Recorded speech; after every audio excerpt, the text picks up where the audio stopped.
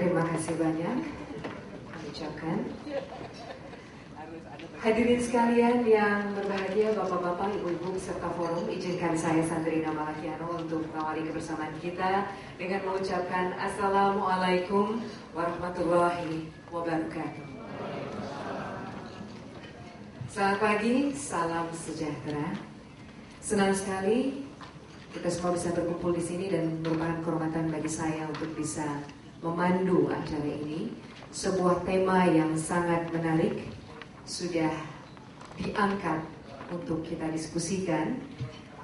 Seminar kebijakan daya tawar pemuda dalam dunia kerja, menghubungkan pendidikan, ketenagakerjaan, dan kewirausahaan. Sudah menjadi pengetahuan kita semua, bapak-bapak dan ibu-ibu, bahwa pengangguran itu adalah sebuah problem besar bangsa yang hingga saat ini belum juga bisa diselesaikan. Belum ada solusi yang bisa dijadikan pintu bagi bangsa ini untuk keluar menuju kemajuan. Mengatasi pengangguran ini luar biasa berat. Dan tantangannya ini juga dengan adanya krisis. Kemudian yang lebih ironis lagi adalah pengangguran ini ternyata bukan mereka yang tanpa pendidikan, tapi mereka yang terdidik pun rupanya juga menjadi atau jumlahnya cukup besar mengisi tingkat pengangguran tersebut. Nah, yang kemudian menarik adalah di salah satu pembicara kita ini ada orang yang saya rasa semua di sini kagum pada pencapaian beliau, Bapak Ciputra. Sudah juga, saya mohon tepuk tangannya. Sudah ada buku Quantum Leap, Ciputra Quantum Leap, Entrepreneurship, mengubah masa depan bangsa dan masa depan Anda. Saya yakin kita bisa menggali banyak di sana, dan tentu saja Pak Ciputra ini sudah kita kenal perjuangannya luar biasa dan keyakinannya bahwa kita bisa membuat perubahan. Tapi tentu saja itu proses dan perlu kerjasama dari berbagai pihak. Termasuk yang krusial adalah peran di dunia pendidikan dan peran serta pemerintah di dalamnya. Selamat pagi. Pertama-tama saya mengajak kita semua bersyukur atas nikmat yang diberikan kepada kita oleh Tuhan Yang Maha Kuasa, sehingga bisa kita bertemu pada pagi hari ini dalam satu acara diskusi seminar kebijakan mengenai daya tawar pemuda dalam dunia kerja. Dan alhamdulillah kita bisa menyaksikan bahwa para narasumber kita, pembicara kita sudah hadir yang akan membantu kita untuk menggali dan membuka pikiran kita, wawasan kita, dan mungkin juga nanti dalam diskusi kita ini bisa sharing pengalaman di antara kita. Apalagi ada para tokoh-tokoh muda kita yang telah berhasil dalam bidangnya masing-masing. Saya tidak bermaksud untuk memberikan pengarahan. Yang pertama saya menyampaikan mohon maaf Pak Menteri tidak bisa hadir karena pagi ini sedang mendampingi Bapak Presiden. Bahkan mestinya hari ini juga ada rapat pimpinan Depdiknas juga dibatalkan karena itu, sehingga beliau juga tidak bisa sempat hadir. Tapi saya kira beliau sebagai menteri sangat concern terhadap kegiatan seperti ini. Pertama karena memang dalam program 100 hari Kabinet Bersatu Jilid 2 ada 2 program yang berkaitan dengan ini. Yang pertama adalah program penyelarasan antara pendidikan dan dunia kerja. Kemudian yang kedua adalah program yang berkaitan dengan pembentukan kewirausahaan pada peserta didik, khususnya pada tingkat tamatan perguruan tinggi. Yang saya hormati Bu Nina dari Bappenas. Bu Nina ini kalau saya tidak ketemu seminggu rindu sekali rasanya. Nah, pertama karena beliau banyak sekali memberi arahan gitu. Yang kedua memberi bantuan. Jadi memang rindu kalau tidak ketemu beliau. Dan semakin ketemu itu nampaknya nikmat semakin terkucur gitu ya. Jadi itu membuat rindu gitu. Kemudian Pak Jip, saya kira kalau beliau ini tidak asing buat kita, bahkan saya sudah pernah diceramai 2,5 jam. Ya. Jadi rasanya tidak patut saya beri pengarahan. Apalagi ada tokoh-tokoh kita yang lain yang semua itu akan sharing kepada kita. Pada kesempatan ini saya ingat Bu Nina, Pak Jim, Mas kalian, pernah saya membaca buku itu di tahun Pak Dirjen, silakan Pak.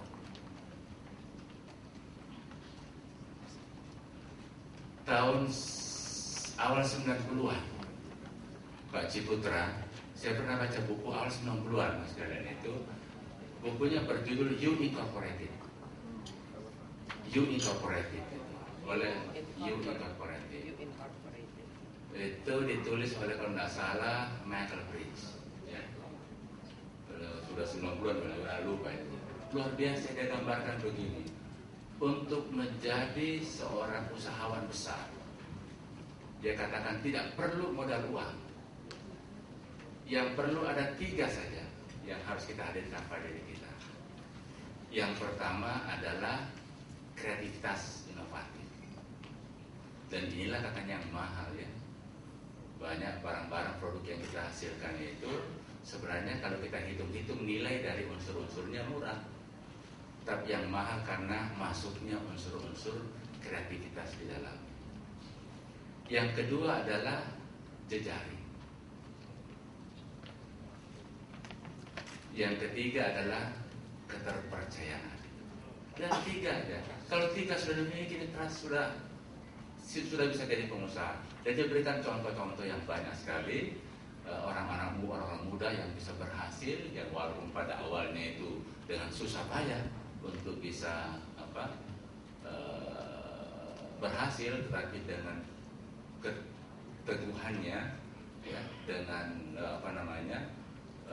kemauan, program-program keahlian yang dikembangkan oleh sekolah dan perguruan tinggi itu dengan memang kebutuhan masyarakat kita. Nah, ini saya kira memang perlu kita cermati lebih jauh. Tapi yang paling penting saya kira untuk membentuk kewirausahaan, apalagi untuk bisa membuat match antara tamatan sekolah dengan dunia usaha dan kebutuhan, yang saya kira memang perlu kita cermati lebih jauh ya.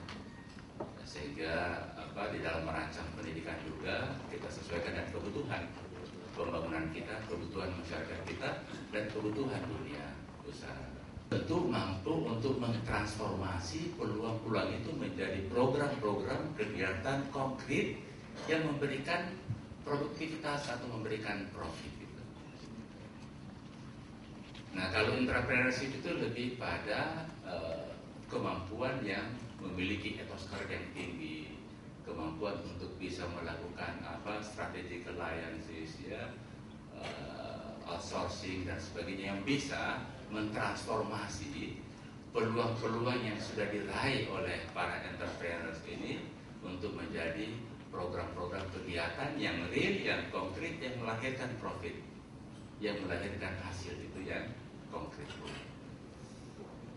Nah, tapi ada orang yang memang ya Superman, yaitu orang yang namanya ultrapreneurship, yaitu memiliki kemampuan entrepreneurship juga sekaligus entrepreneurship. Yang ini katanya yang diperlukan sekarang ya. Bisa meraih peluang-peluang ya, adalah kecepatan katanya. Nanti saya tidak tahu berapa kecepatan, karena peluang itu seperti tuyul yang lewat ya. Iya Pak ya, itu cuma lewat ya. Jadi kalau tidak ditangkap, wassalam. Jadi harus ada quick to see, cepat untuk melihat peluang-peluang yang ada itu. Iya, bayangkan aja tuyul aja bisa dilihat gitu ya. Tapi tidak ada artinya katanya kita ini bisa menangkap peluang-peluang itu. Lalu kemudian apa? Tidak ada artinya sebuah keputusan bisnis ya kalau tidak dilaksanakan, tidak dikerjakan. Jadi harus cepat menangkap peluang, lalu mengambil keputusan kemana peluang ini untuk kita konkretkan, lalu kita segera mengimplementasi atau melaksanakan. Ada quick to act. Jadi speed sangat menentukan. Itulah sebabnya juga orang-orang ya seperti Pak Ciputra ini memandang bahwa era sekarang itu sebenarnya kompetisi kita pada speed, pada kecepatan. Siapa yang cepat, dia dapat. Gitu. Lebih cepatnya harus tepat ya. Kalau cepat hanya cepat bisa melahirkan keuntungan, profit, produktivitas, kinerja yang baik yang justru bisa memberikan keuntungan kepada kita. Tipan motivasi dari 26 bukan miliarder, tapi mereka karena bilioner, triliuner ya mungkin kalau di sini, tentang kesuksesan bisnis dan kehidupan. Saya mengutip satu orang bilioner yang mengatakan, namanya Richard Branson, pemilik Virgin Records, bahwa peluang bisnis itu seperti bis katanya. Jadi selalu ada yang datang, ada lagi yang datang, ada lagi yang datang. Nah tergantung yang mana yang tepat itu yang harus dikejar. Tapi ada lagi. Tapi memang kalau Anita Roddick yang sudah meninggalkan kita, sudah almarhum, pendiri dari The Body Shop, mengatakan memang tidak ada waktu untuk setengah-setengah karena ini bukan glad music. Harus memang sepenuhnya. Nah yang menarik judul bukunya adalah Crazy Billionaires. Mengapa kata crazy? Gila dalam tanda kutip, karena memang seringkali orang yang terjun ke dunia bisnis, kewirausahaan dipandang aneh oleh sebagian orang, kadang-kadang oleh keluarganya sendiri. Tempo Desember lalu mengangkat edisi khusus 8 kecil usaha besar. Mereka adalah pengusaha-pengusaha muda yang kemudian dijadikan tokoh pilihan majalah Tempo, dan rata-rata mereka semua dibilang gila. Dari yang meninggalkan pekerjaan yang sudah mapan di bank, kemudian mengurusi sampah. Ada yang kemudian sudah hidup dengan baik, kemudian harus jatuh bangun dulu, berusaha menjadi entrepreneur. Tapi ternyata mereka berhasil. Nah, ini di depan kita juga ada 3 orang yang masih muda-muda, mengikuti jejaknya Pak Haji ini. Dari ujung ada 2 orang laki-laki muda, mereka juga sudah luar biasa prestasinya, nanti satu persatu dikupas. Di sebelah saya ada seorang perempuan yang juga masih muda usia, yang juga sudah terbukti berhasil. Dan kalau di sebelah kanan Pak Haji ada Pak Antonius Tanan, ini kalau saya tidak salah dari Universitas Ciputra Entrepreneurship Center, salah satu tangan kanannya Pak Haji, yang betul-betul juga bergerak di bidang pendidikan kewirausahaan. Nah kita akan menggali juga dari semua narasumber, tapi sebelum itu karena Bu Nina punya agenda yang sangat padat hari ini, kita dengarkan dulu apa yang akan dipaparkan oleh Bu Nina. Bu Nina akan menyampaikan materi yang berkaitan dengan tema yang kita angkat, pentingnya menghubungkan sistem pendidikan dengan dunia kerja dalam mengatasi masalah pengangguran terdidik. Kepada Bu Nina kami persilakan. Warahmatullahi wabarakatuh.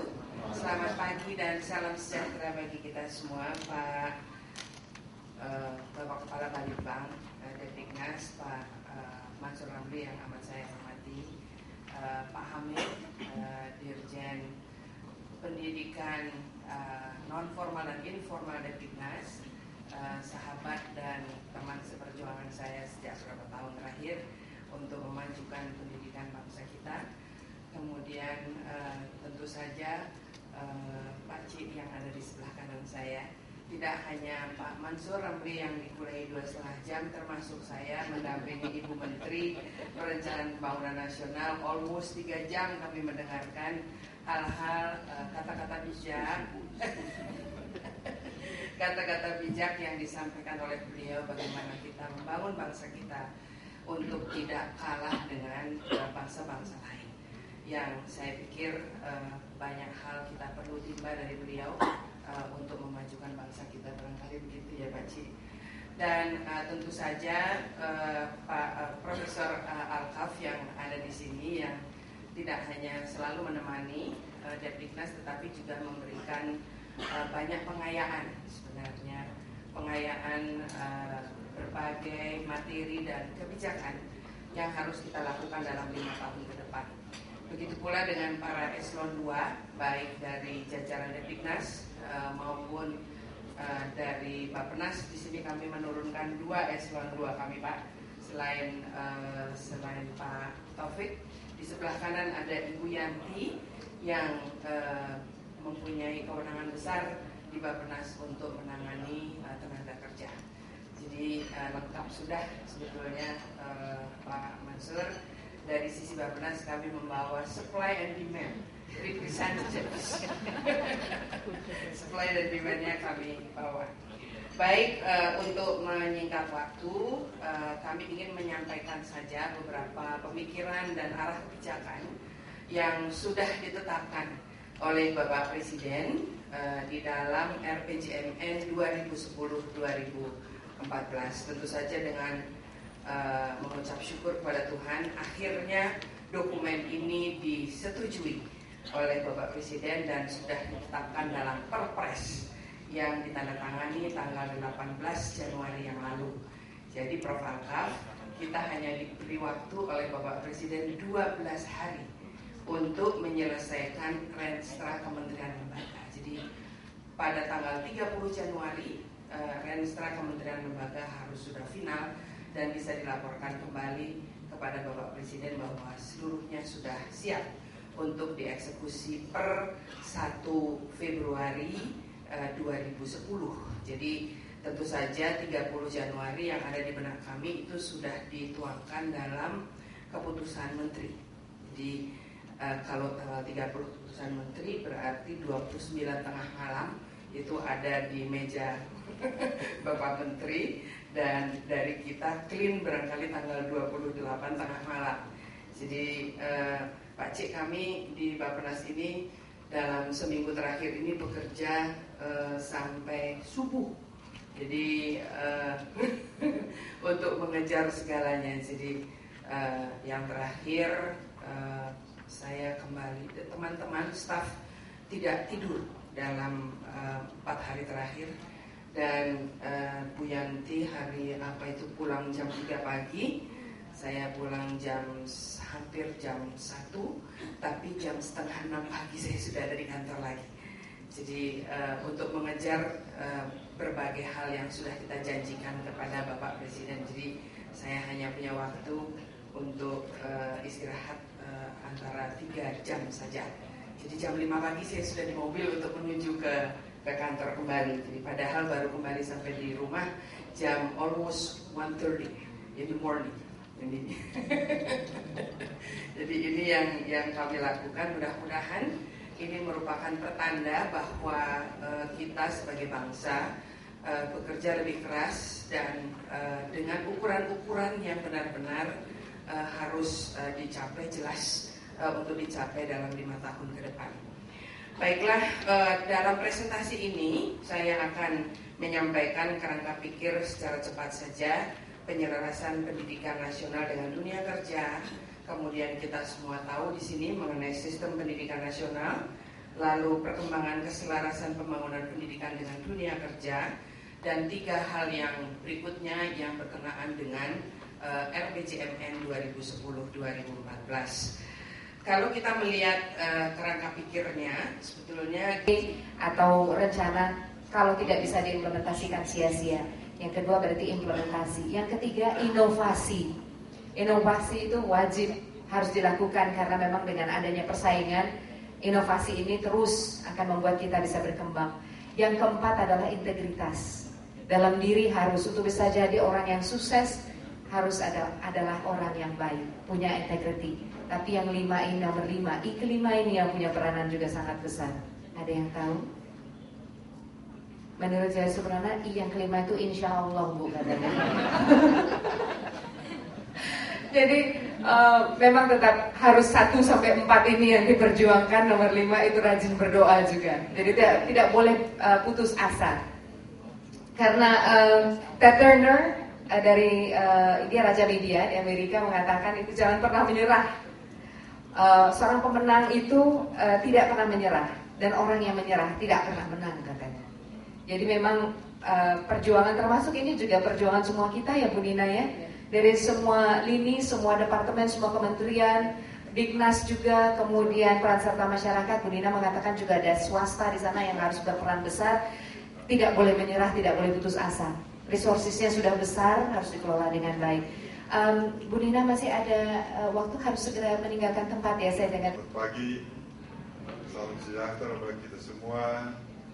Kepada Pak Dirjen, ya Hamid, Profesor Hamid, Dr. Hamid,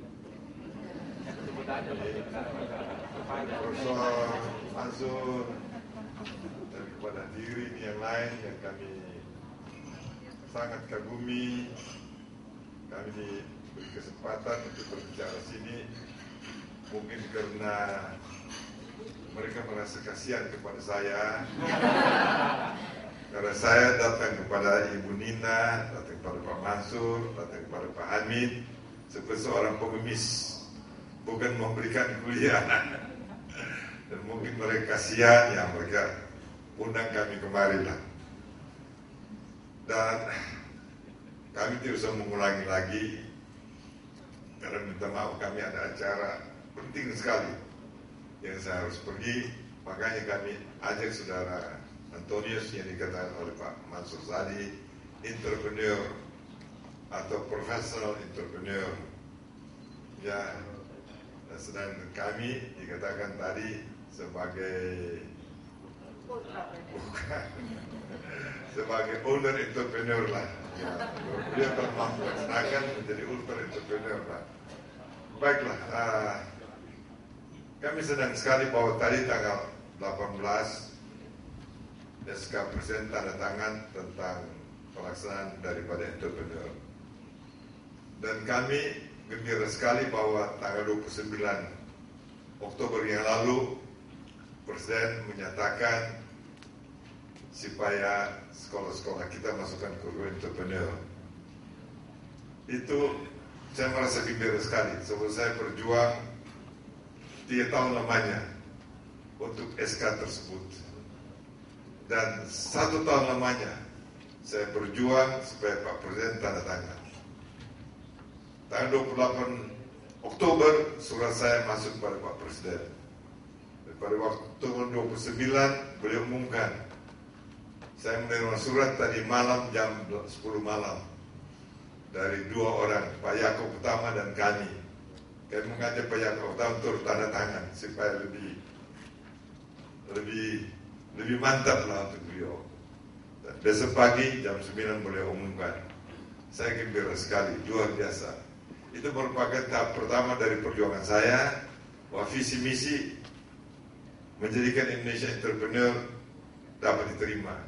Sehingga saya gembira tanggal 18 tadi ditantang tentang rencana pelaksanaannya. Karena pada waktu saya sekarang umur 78 tahun, pada waktu saya 70 tahun pensiun, saya merasa apa yang saya sudah perbuat bangsa ini. Saya sudah membantu dalam bidang sosial, termasuk pendidikan. Itu saya sudah berikan 2 universitas, saya punya 7 sekolah. Saya kira sudah cukup untuk mengangkat martabat dan harkat bangsa. Tapi saya melihat orang Indonesia cukup pintar, banyak dokter, banyak profesor. Tapi kenapa kita masih hidup dalam marginal? Pendapatan Singapura 15 kali dari Indonesia. Dia tidak punya kekayaan sama sekali, kekayaan alam. Baru saya mulai merenungkan, baru saya menemukan satu kata kunci adalah entrepreneurship. Waktu itu saya kira cukup melahirkan orang pintar. Nah, untuk itu saya sebagai seorang entrepreneur, kata Pak Mansur tadi, langsung kita action. Kita mulai masukkan entrepreneur pada sekolah-sekolah kita. Bahkan sengaja kami berikan satu Universitas Ciputra Entrepreneur Center, Universitas Ciputra Surabaya. Kita terapkan kurikulum entrepreneur. Kita ciptakan sistem yang kita ciptakan sendiri, bukan kurikulum. Artinya semua ambil dari kiri kanan. Kita mulai daripada tahun pertama masukkan entrepreneurship, dan dari seluruh jurusan. Itu mungkin pertama di dunia. Kenapa di semua jurusan, kenapa dari tahun pertama? Sedangkan yang lain tidak. Mereka ada jurusan bisnis, ada fakultas bisnis, jurusan entrepreneur. Mereka ajar 3 tahun, nanti tahun keempat baru full tentang entrepreneurship. Kami melakukan lain. Karena kami melihat Indonesia ini semangat entrepreneur belum ada. Jadi murid-murid yang kita terima tamat SMA masuk universitas itu belum ada tentang pengertian entrepreneur yang secara sistematik dilatih dan diajar. Makanya kami masuk semua jurusan dan tahun pertama. Mungkin di ruangan ini sudah dalam buku konten itu saya punya mata tapi tidak melihat, melihat tapi tidak punya mana tapi tidak punya action. Oleh karena itu kami ingin membuka mata mereka supaya mempunyai melihat dan punya mana dan action. Nah, sesudah kami coba berhasil, kami mulai dengan sukarela coba di sesudah sekolah kami berhasil, baru kami coba pertama kali di Gajah Mada, tamatan S1 yang menganggur, kita ajarkan 28 orang dan menjadi entrepreneur seperti mereka ini. Saya nggak tahu apalagi hasil mereka atau tamatan kami. Bedanya mereka oleh Bank Mandiri yang sudah jadi dikasih uang. Kalau kita yang tidak mengerti sekali tentang entrepreneur, kita latih 3 bulan. Sekarang omset tahun pertama dari 28 orang sudah sekian banyak. Ada beberapa omset tahun pertama sudah 5 miliar. Mereka punya penjualan tahun pertama. Dan lantas kami yakin baru kami datang. Nah, itu yang tadi. Saya seperti orang berteriak-teriak di padang pasir atau datang kepada para pejabat dengan seperti mengemis. Karena saya melihat keadaan sudah begitu gawat.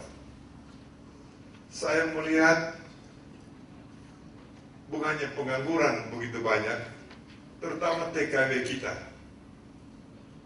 Lihat di televisi, bagaimana TKW kita yang diperkosa. Bagaimana TKW kita harus sudah separuh budak. Bahkan kemarin saya bicara Pak Habibie. Kalau Anda pergi ke mall, siapa pemilik mall? Siapa yang memiliki toko-toko dalam mall? Golongan mana yang bekerja? Pak Habibie tambahkan, betul Pak Ciputra. Barang yang dijual itu milik siapa? Anda bisa bayangkan. Jadi golongan majeristas itu dari 4 golongan hanya pekerja. Apakah kita sudah merdeka 64 tahun mau begini terus? Saya sedikit membuka hati Anda, membuka supaya melihat keadaan itu.